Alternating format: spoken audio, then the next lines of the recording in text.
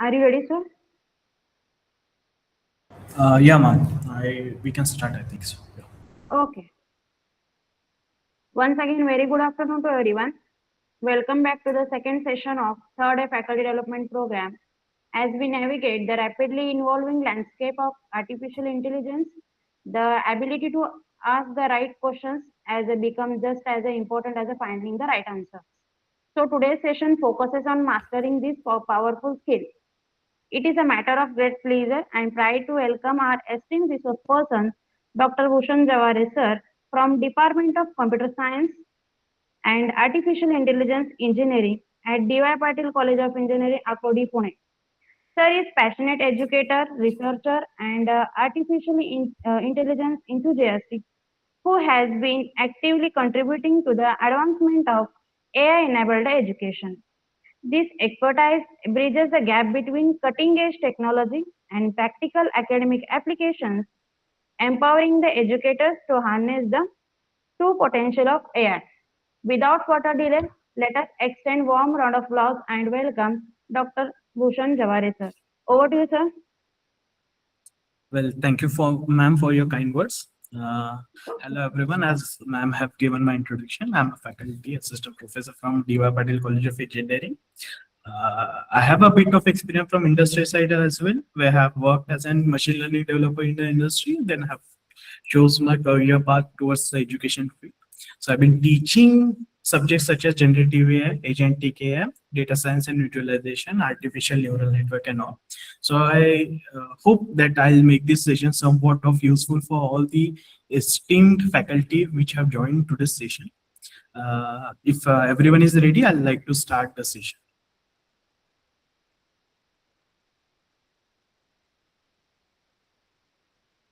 I hope the screen is visible to everyone. Uh, Good afternoon, Yes, sir. everyone. Uh, Welcome to the Faculty Development uh, Program held by WIT Solapur. I'm actually very thankful for everyone to invite me. So we'll start with the session. The title for today's session is AI Literacy and Prompt Engineering, teaching faculty how to structure queries effective to get high quality academic outputs. Now, there is a big question that everyone has in their mind whether to use artificial intelligence in our academic field, and if yes, till what extent? And if we are using to an extent, so how to use it effectively? So we'll try to answer all of these queries with the today's session. I'd like to start up with the first thing.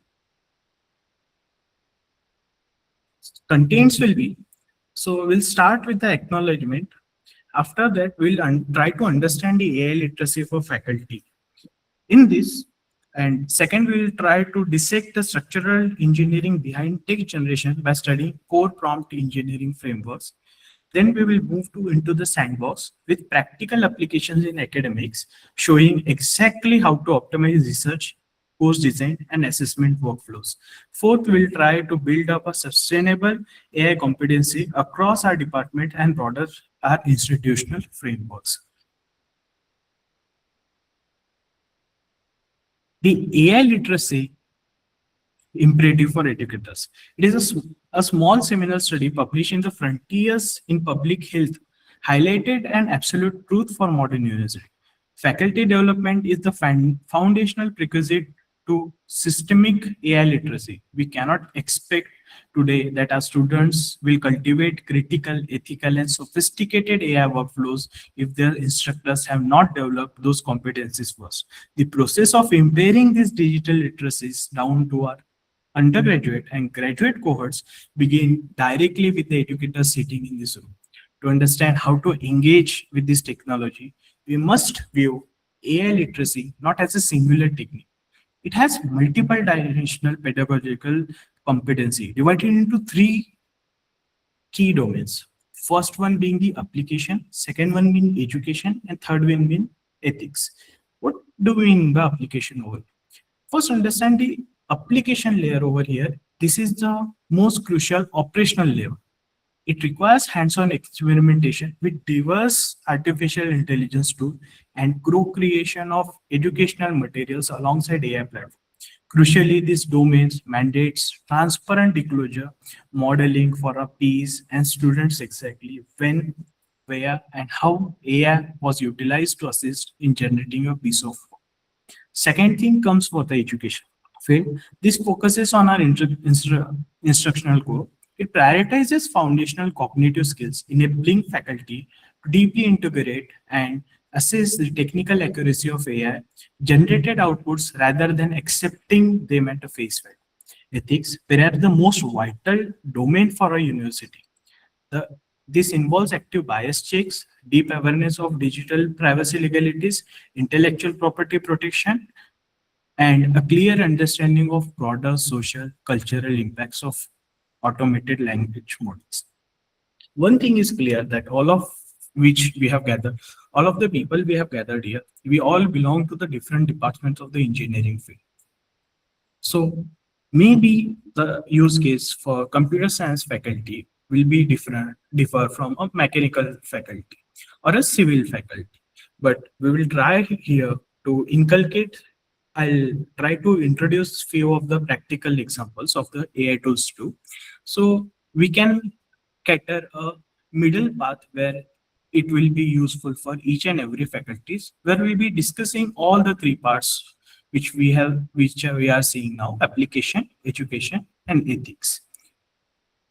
What everyone needs to know today that where we can actually use our Gen AI. First thing is research. We can do literature synthesis, data analysis support. We can use it for proposal drafting, methodology suggestions, and much more.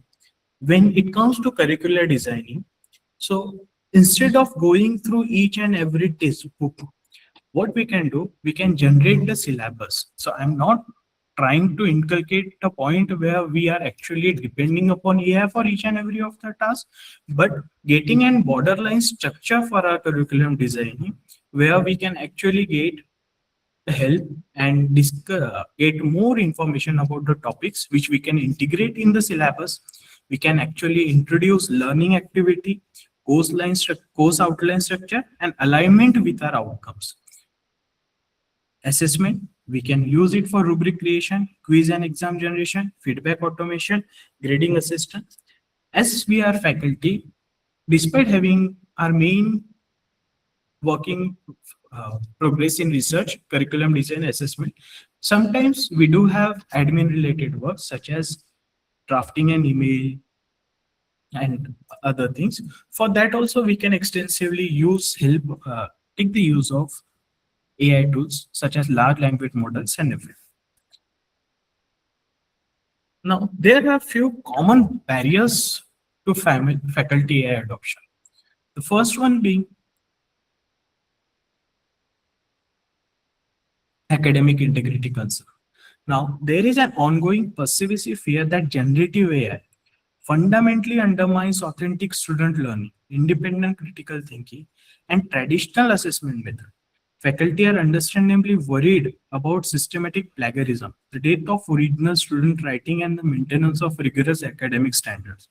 For years, the students have been writing assignments, writing practicals, submitting, and all they are doing is researching, learning about the thing, and then submitting it. But since the introduction of AI tools, they just have to go to any LLM AI tool. They are prompting it. They are just creating a copy. Either they are writing it on an assignment or submitting it directly in the form of document. So now this actually develops a question upon the integrity of the academic, whether we should give marks to the student for using AI tools, or we should not support or encourage the particular individual for using AI tools. Second barrier comes in as accuracy and reliability worries. Because this large language model function on probability, these are prone to hallucinations, the confident fabrication of false historical events, erroneous data, and completely fictional academic citations. Faculty need to understand how to build guardrails to mitigate these hallucinations before they can confidently integrate these tools into their research or teaching preparations. Third barrier comes in as preparedness gap.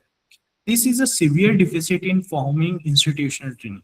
Recent data from early 2026 is indicating that there is a vast majority of instructors that have not established clear operational AI policies within their courses, and our student bodies are actually filling the structural gap, leading to confusion regarding what constitutes ethical use of this AI tool and what constitutes the misconduct of this AI tools. The fourth barrier comes in as ethical and privacy considerations. As colleges representative, various universities representatives, we are bound by strict regulations alongside critical concerns regarding institutional data security, intellectual property ownership. Recording చేస్తున్నావా ఏంది కొంపదీసి అదే పని అదొకటి తక్కువ కొత్త చిరాకు వచ్చిన కొత్తది Hello. I request participants, please mute your microphone. హెవీగా ఉంటాయి So we'll start this. గదే తీయబట్టి జీతాలు రాక అప్పులు ఎక్కువ నిజం కూడా జీతాలు రాకపోవడం అయితే తప్ప Can you, Ankita ma'am, can you mute ma'am, please? Sure. Thank you. So we'll move along with our fourth barrier, that is ethical and privacy consideration. As a college representative, university representative, we are bound by strict regulations alongside critical concerns regarding institutional data security, intellectual property ownership, and algorithmic bias. Faculty must be equipped with safe methods for using this tool without compromising student privacy or exposing proprietary research to the outside world. Now, to overcome all of these barriers, we do have core prompt engineering frameworks. So to overcome this, we must move away from conversational unstructured language and looked at prompting as an engineering discipline. Research from Georgetown University reveals a stark reality. Prompts that systematically include 4 distinct structural components yield significantly more accurate, relevant, and contextually nuanced output than unstructured queries. These 4 different things are breakdown into 4 pillars. First is instruction, input data, context, and output indicator. So what is the instruction? This is the definitive directive or command. What is explicit action you want the model to perform? Example, you can ask the model to summarize something, compare, analyze, or for the matter, you can also ask it for synthesize. Second thing comes in as input data, the core raw material or subject matter the AI must process. For instance, the primary data set from the attached CSV file or 3 potential topics for a paper on sustainable. So in input data, it is always about the raw data which you are inputting to extract the information or to provide it to the LLM model so that you can extract up your information. Third one being the context, the environmental boundaries, background assumption, the audience demographics. For this, the examples will become write specifically for a graduate level seminar audience. We'll try to check practical application for this thing after we are done with our presentation over here. The fourth pillar comes in as the output indicator, which defines the explicit format, length, style, constraint of a response. For example, a markdown table, a 500-word executive summary, or a bullet point. Let's look how this, when assembled whole altogether, will work. So the blueprint includes instruction plus input data plus context plus output indicator. So if you want to integrate it in a single prompt, so the example becomes seen as summarize the key findings of 2023 IPCC climate report for first year graduate undergraduate students as a 300-word overview with 5 bullet points. So this is instruction, input, context, and output. This is how a simple prompt is actually created. We'll dive in a clear. So we have a framework regarding a prompt engineering. So the framework is known as CLEAR. C stands for concise, L stands for logical, E stands for explicit, A for adaptive, and R stands for reflective. Let's build upon this anatomy by exploring this thing into details. This CLEAR framework was developed by Dr. Leo Lowe. He's from Mexico and University of New Mexico. And this paper has been cited for more than 199 times. It is a prominently featured in Journal of Academic Librarianship for its highly effective approach to structure complex educational directives. Let's see what this CLEAR stands for. C, concise. So it tells one to keep the prompt brief and hyper-focus. Strip away from superfluous prose, conventional filler, and redundant adjectives. The L stands for logical, where it is telling us to build a prompt with a clear, sequential flows of ideas, arrange our operational steps in chronological or structural order. The E, being explicit, clearly defines our exact needs, the store source material to use, and the explicit layout required for the response. Adaptive A treats the process as an open loop, analyze the initial AI output, find the gaps, and iteratively refine our prompt instructions. R being reflective critically evaluates the output for relevance, technical accuracy, and completeness before deploying it in an academic setting. Let's view a clear prompt in action. In the earlier PPT, as we have seen the instruction, input, context, and output, a simple type of writing prompt. Over here, if we use a clear framework, so this is how our prompt becomes. Act as a psychology lecturer, write a concise 500 words academic summary on how social media affects teenagers' mental health, include an introduction, sections on point negative impacts, evidence from peer-reviewed source after 2018, and a conclusion use formal academic tone for the first year students, and highlight areas needing further research, include sources used. So we have got an explicit, concisive, logical, reflective, and adaptive. So this is how a clear framework is being used in prompt engineering. The only thing while writing a prompt, we need to understand that the clearer, the crisper the prompt, the better the results we will get from any large language model. As these large language models are mainly based upon the probability, where it is searching the word based upon its linkage, what it had learned while developing. The second framework comes in as CRIPS framework. So in CRIPS, it is CR stands for capacity rule, I stands for insight, S stands for statement, P for personality, and E for experiment. While the CLEAR framework excels at instructional logic, OpenAI, the company behind ChatGPT model, internal ecosystem generated a highly strategic behavioral framework known as CRISP. This framework specializes in deep persona alignment, which forces the LLM to access specific regions of its training database. The NIH data from 2025 demonstrated the raw efficiency of this approach. Prompting built using CRISP Prompts that are built using CRISP framework achieved a 72% task accuracy rate compared to the 33% accuracy rate when using a single line or conversational queries. At discuss, C stand for capacity rules. So I think we'll move along with the use case of the CRISP.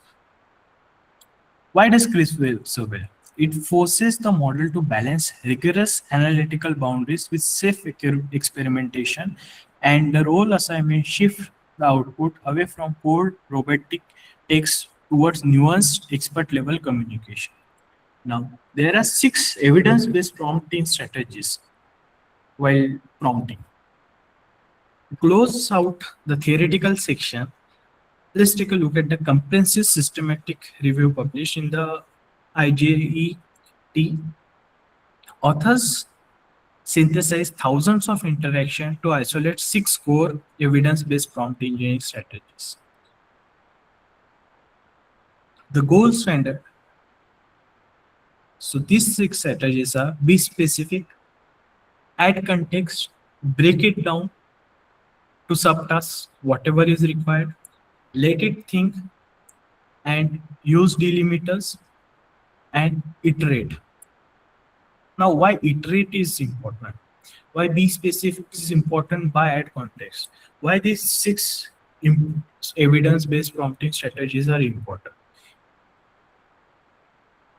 If we see clearly, whatever output we require from an LLM model is always a precise output which we already have thought of in our brain.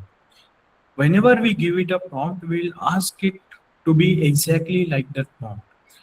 Giving a single line of command prompt to LLM model fails him and us to fails it and us to understand what is the exact requirement of the user.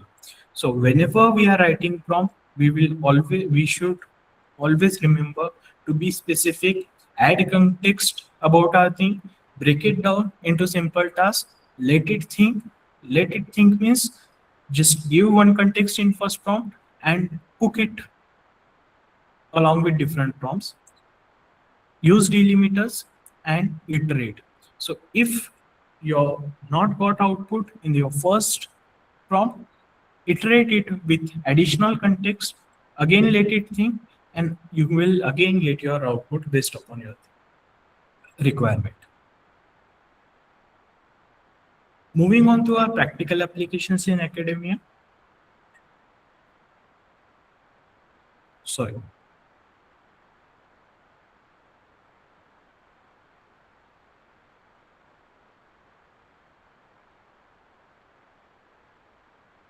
Move along with the practical applications in academia. So, till now, whatever we have discussed, it is a realm of theory. Now, we'll step directly into live instructional design. Imagine that you are building up a new course or radically redesigning an old module to integrate more active learning strategy. Instead of starting with a blank Word document, let's deploy our quiz framework. So, what we can do? First thing, role. We can tell the LLM model that you are a curriculum designer specializing in active learning. We'll provide it with insight. I'll teach 15-week undergraduate environment science course with 40 design statement. Design, ask him to design a week by week syllabus with project-based learning and formative assessment. Personality, use learning outcome language aligned with Bloom's taxonomy, and experiment, suggest two alternative assessment strategies per module. Now, I will ask everyone to take a screenshot of this thing. And whenever we will be starting, you will be starting with your new semester. For your particular subject, you start with this prompt. You just write that you are a curriculum designer specializing in active learning. Instead of in active learning, provide your subject, then provide the number of weeks that your subject is asking for, whether it is an undergraduate or a postgraduate, along with the department. Ask it to design a syllabus week by week based upon project learning, and ask him to use learning outcome language aligned with Bloom's taxonomy. I'll assure you, by using this prompt, it will get very easy for the faculties and students to bridge the generational gap which has been created, as we call our student generation Z now. So these students have a very short span because of the use of Instagram and everything, the reels for 30 seconds. They don't have a big appeal of attention span. So it is required for the faculties. It is a necessity. It is not required. It has become a necessity. But the faculties have to step up and create this curriculum revolving around the thinking capability of a generation Z student, so that their attention meets the requirements of the attention span of the students.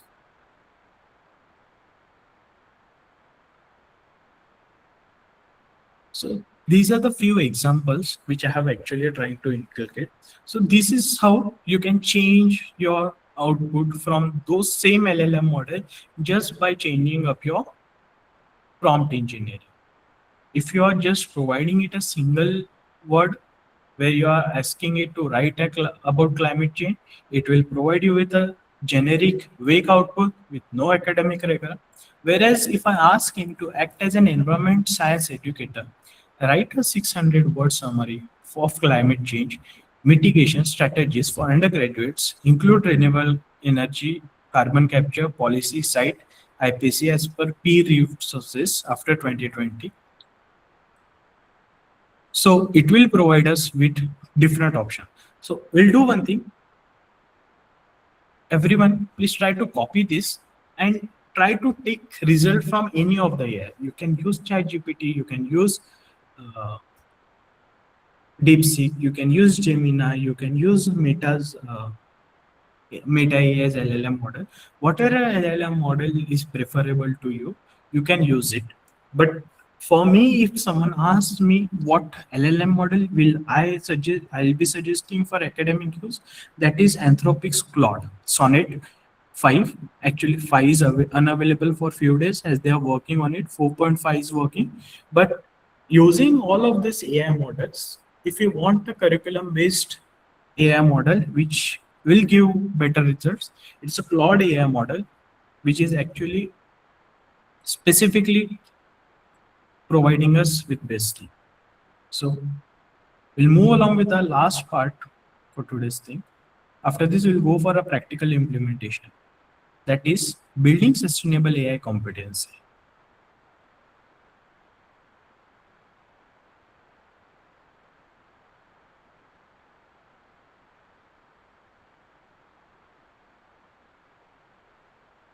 Hello? Am I audible? Hello? Yes, sir. Sure. Sorry, this was a network issue. So we'll move towards our fourth and last topic, building sustainable AI competency. It is creating institutional frameworks for ongoing faculty development.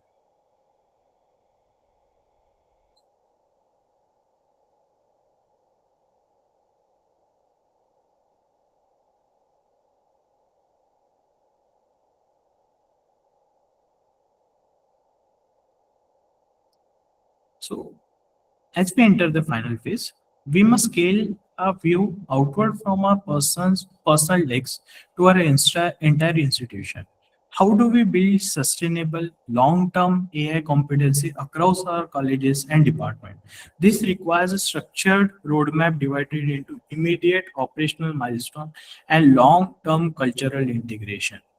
The short-term being allocate protected time for AI exploration, issue clear institutional AI use policies, designate an AI literacy point person, identify early adopters as per peer mentor, and long-term being integrate AI into faculty evaluation criteria, establish sustainable training funding, build industry partnership for case studies, advocate for AI accreditation standards. Now, this fourth point in long term is beneficial for the campuses where they have a law college inside their campus, so they can easily integrate all of this part. But it is optional for the other campuses with having no law sector. As of, if I speak about DYPC or Akurdi, we have an AI implementation committee which has derived specific policies on the use case of AI model, whether it is regarding our academics, whether it is regarding to the admin duties as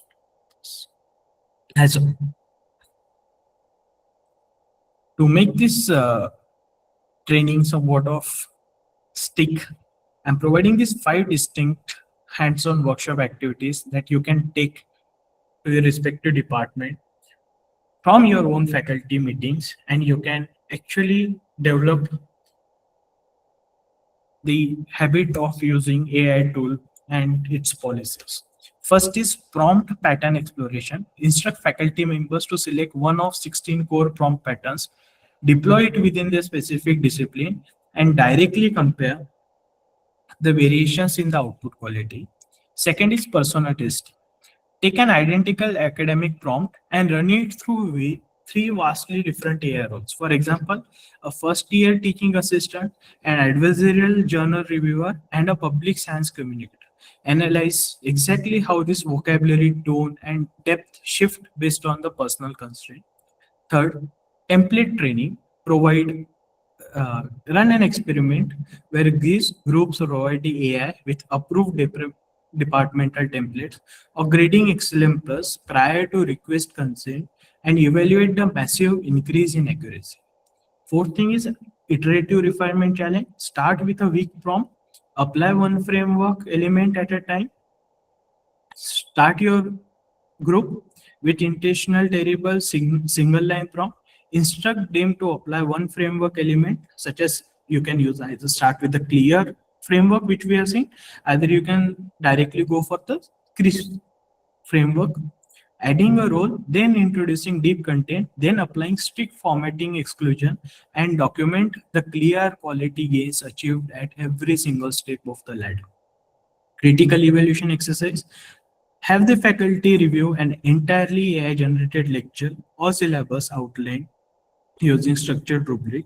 Faculty will actively hunt for hidden biases, factual inaccuracies, and missing perspectives, comparing their evaluations to build collective critical evaluation skills. This all will help in developing the academic documentation part, the academic knowledge of the faculty, and the interest of students being more into academics part. What are the key takeaways and best practice? Start with literacy. Never make mistake operational speed for deep proficiency. Understand this statistic. These are the statistical mechanics of how generative models predict text before you deploy them. Structural literacy must always precede instructional application. Use frameworks systematically. Move away from unstructured writing. Use clear or crisp as structural blueprints to guarantee your queries contain rows, context, data, and output targets. Third thing is iterate and redefine. That is, never settle for your first response. Expect to engage in 2 to 3 layers of target revisions and follow prompts to polish your academic outputs to a professional grade. Verify everything. This is the most absolute requirement. This AI will hallucinate citations, invent page numbers, confidently state falsehood. You are the subject matter expert. Always cross check every single output against primary peer reviewed literature. Fifth one be the model rule transparency. Lead by example. Include your explicit AI prompts strings with your assignment appendices and establish clear, unambiguous AI boundaries within your course syllabus so your students understand what constitutes ethical use. Ultimately, remember that AI literacy is not about representing educational expertise, it is about amplifying it. I know that there is a fear between some of the faculties whether students are becoming faculty. It is also the fear of the management of colleges whether AI integration is happening at a greater extent than expected. But it is not about replacing an educator in perspective of a student or in perspective of a management. It is about amplifying it. If a faculty is mastering the discipline of prompt engineering, it does not replace the years of domain dedication. It will only help you unlock the teaching effectiveness that will protect your valuable time and dramatically elevate your research productivity. Uh, with this, I'd like to stop with the presentation. I'd like to present few of the AI tools which I'm using. If anybody has any type of query in using the AI tools, they are free to ask in the chat box. I love to hear. I like to, if I have the solution, love to provide the solution as well. We'll move along with uh, the AI tools.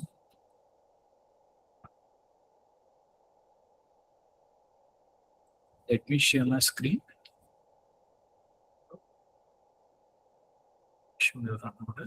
Share.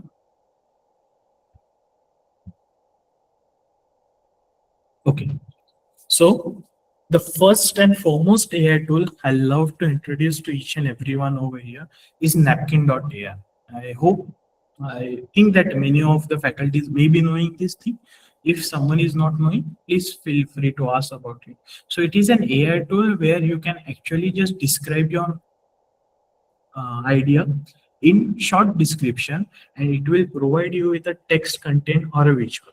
So if I write a short description, so I'll ask it to create a mind map for data science for a undergraduate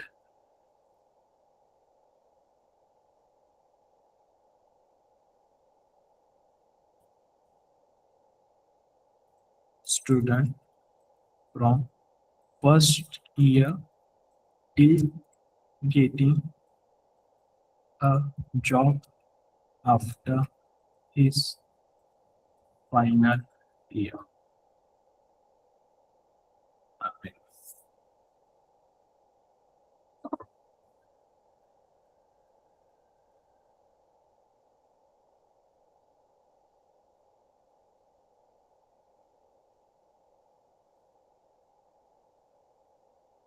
So I've clearly see I have asked it for a mind map. It has not provided with the mind map. This depends upon the probability of my AI tool fetching up a word depending upon what I have asked. Now, if I compare this to a notebook LLM, which is actually a Google initiative of an AI tool, you can see. So this is a notebook LLM. It is developed by Google. It is one of the most handy tool made for faculty. Over here, we have an audio development, slides, video, mind map, report, flashcard, quiz, infographics, data table. Now I'm using the pro version. As you can see over here, I have got it for free for first year. From second year onwards, it's 1,000 rupees per month for me. For other people, it is directly 2,000 per year. So if I create on an AI audio, so what I'll require, I'll stop it. Stop. I'll have to pass it what on what topic I'll need an podcast. So I'll just write data science. Sorry. I'll just write data science and I'll ask it to generate audio based on this. Generate an AI podcast. So it is asking me to upload my own source panel or PDF and or let me find something I can use as fast research and pull up. So perform a fast research topic on a specific topic.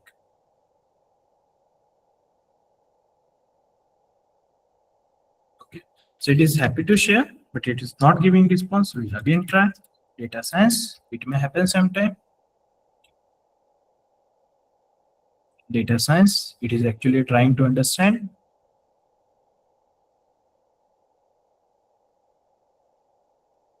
Okay. So now I require an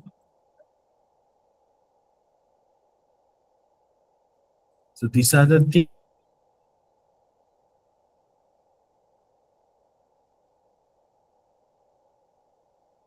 long.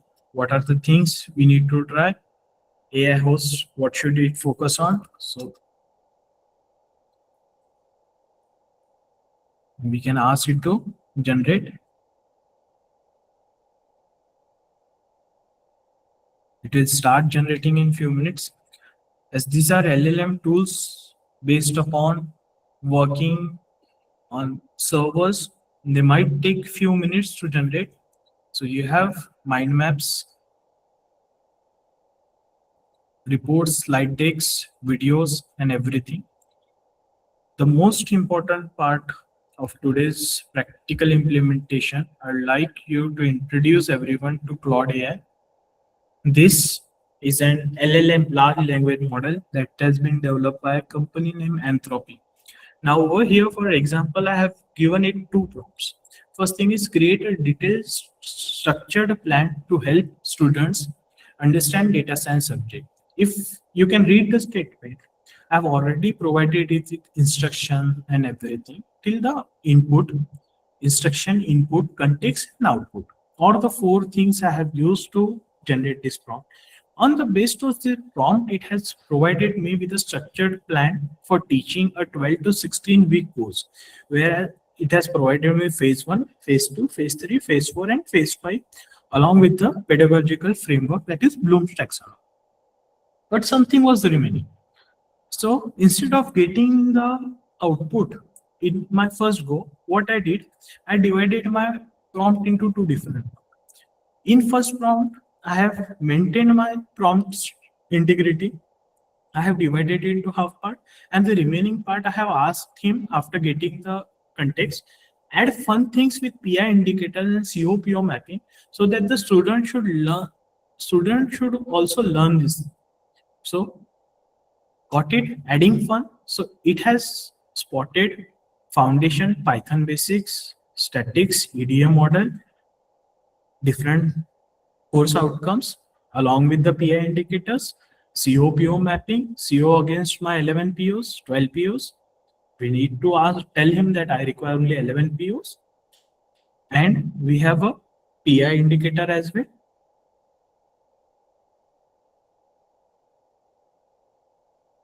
So we have this type of different tools which are available.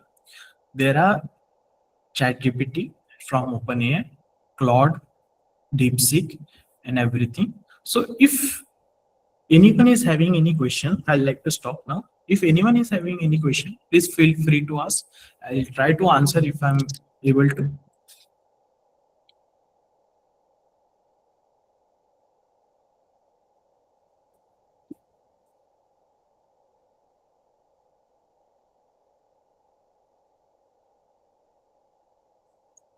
Yeah, one more thing. As Surendra Mahajan sir have asked, like created a form. Sir, if we want to create a presentation file, I like to suggest everyone to get a Microsoft Copilot subscription. So if I think I'll share my screen just a second. Window, presentation. So if I go into file and new, over here, if everyone can see, there is an option to create with Copilot. So if we want to just get the outline of a PPT, we can add our own things and make it our own PPT. So it just looks like create a presentation about data science. And if you pass up this thing, so you can find over here the integrated Copilot. It is gathering information, so it will collect all the data about data science, and it will provide me within few minutes. It will provide me with a PPT. This particular Copilot subscription costs nearly 680 to 690 rupees per month. In this, you get the full-fledged Copilot. In this, there are different applications that are available from Microsoft. It is not about just the Copilot. It is, I'll just let me show you my Office 365. This. So it's a Microsoft 365 Copilot application. If you take this application, you will find out different applications which are available. So currently it is, I've been not using it lately so much. So Microsoft enables you with different types of applications in this thing. So your Excel, so it has asked me, I'll just prompt. Who is primary audience for the data science presentation? Yes, students. What angle should the presentation took, process and workflow? And I need a medium slide for 8 to 12 and confirm. So now the Copilot has got on what particular prompt it needs to work. It will create. Till that time, over here, I'll just showcase where it's the application. I think they have updated something. Okay, over here, they have a new update and they have created this app launch over here. So you get different types of, so you get Outlook, Teams, Word, Excel, PowerPoint, OneNote, Clipchamp. You have numerous application with the three, like in 690, they have like Office Agent, notebooks, Create, Microsoft Forms and everything. So in that particular thing, you can actually purchase it at individual for 690 rupees, or if you have your friends and families, you can do one thing is you can create take the business plan. I think they have some 2000 rupees or 3000 rupees business plan where you can actually have 4 to 5 different members and have their different IDs. So let's check whether our slide is generated or not. So we have confirmed visually cool blue technical theme. Okay, so it is asking us for a theme, collecting context. Are unable to see the screen which you are talking. Oh, sure. I'll just reshare it.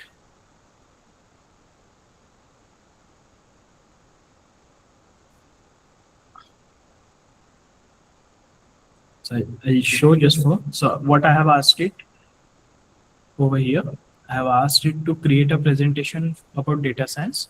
So it asked me what is the primary audience. I gave it students, what angle. So I asked him to go give it the process and workflow and how long. I needed 8 to 12 different slides. So I asked it for median. Then it asked me again one question. What is the visual direction that is fitting beginner friendly data science workflow model? So I asked him for cool blue. So these are all the options that it provided me. Now it has gathered information, designed a presentation style. It has planned site visualization, that is done. And now it is trying to generate images based on the description that we have provided. If you just wait for a few minutes, it will actually give us a proper outlined presentation, which we can use directly, or we can edit us according to us and make it our own PPT.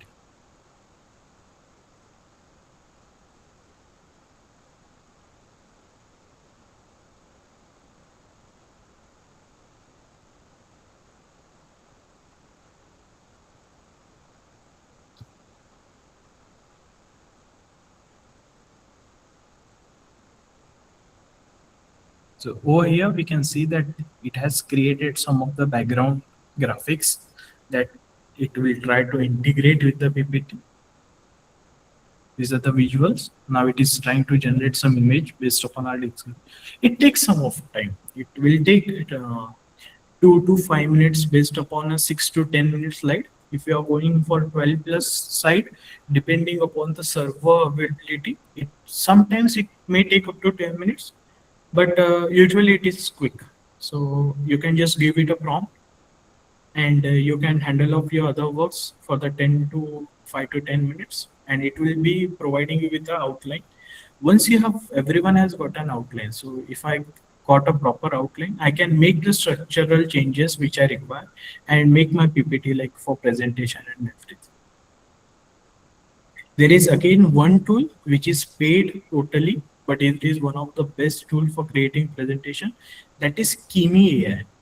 So it is, I'll prompt it out, kimi.ai. So this is one of the best tools that I have found out through use of all the, like I have nearly checked 50 to 60 different types of AI models. In all of this, kimi.ai stands as priority. It will give you first PPT for free, but after that it asks you for like literally $39 per month. So that is, but the result that the Kimi AI gives you You won't actually require to make a single point of change, sir.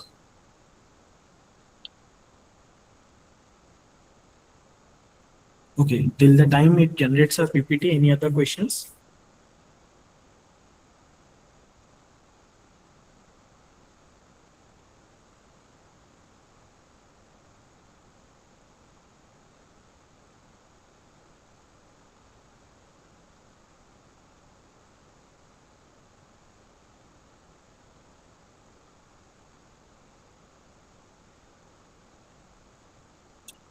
Um, Tools based for LLM, if you are going for research purpose or academic purpose, Claude is one of the best which will give you. But ChatGPT and Gemini are also one of the top tier LLM models, closely followed by the DeepSeek model. These four LLM models are the top priority list models because these have heavy user base. As more and more prompting is done to these LLM models, they will be giving us better and better result.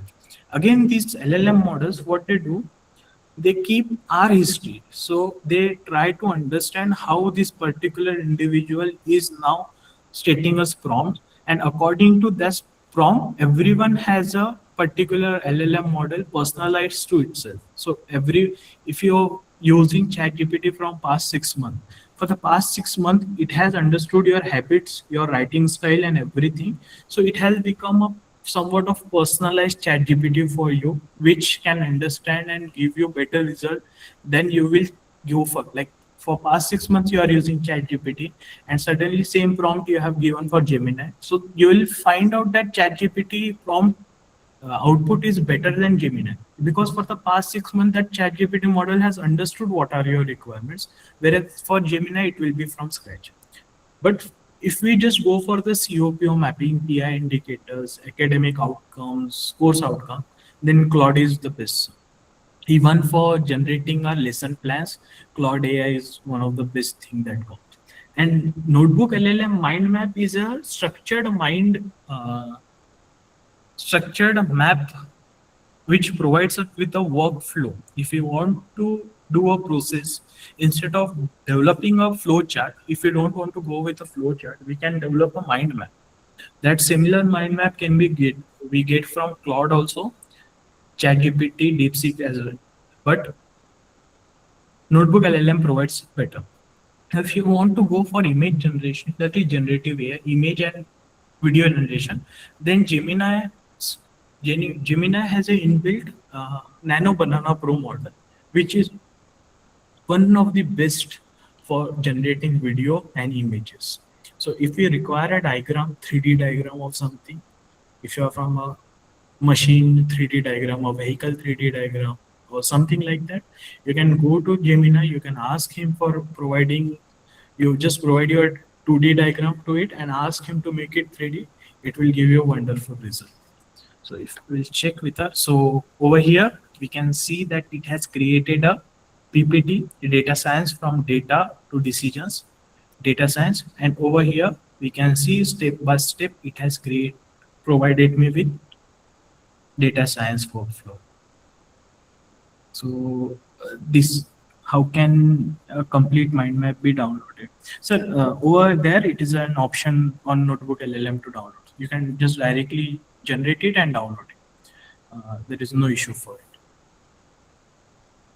So I'll be stopping my presentation over here. If any other question I'd like to answer, and then we will, I think we'll stop with our session today.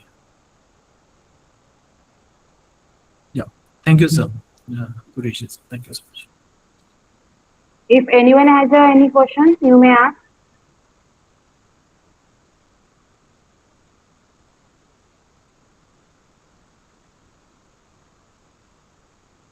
No one? So today's session has provided us with valuable insights into AI literacy and prompt engaging. We have learned the importance of craft effective prompts, generating high quality academic outputs, integrating AI into teaching and research, and utilizing AI tools responsibly and ethically. Thank you, sir, for such an informative and inspiring session. Thank you so much, ma'am, and thank you for the audience for being so lovely and for holding for the session. And thank you all for inviting me. Thank you. Also, I would like to express my sincere appreciation to our head of the department, Dr. Salange ma'am, and FDP coordinator, Dr. Kondekar sir, our esteemed principal, Dr. Genje sir, and our honorable management for their constant guidance, encouragement, and support in making this FDP successful. My sincere appreciation also goes to the organizing committee and coordinating team whose dedication, teamwork, and meticulous planning ensure the smooth and seamless execution of today's session. Today's session reminds us that in the era of AI, asking the right question is the first step towards the discovering the right answer. Thank you, everyone. We will meet again tomorrow at 2 p.m. sharp. Thank you and have a great day. Thank you. Thank you, madam.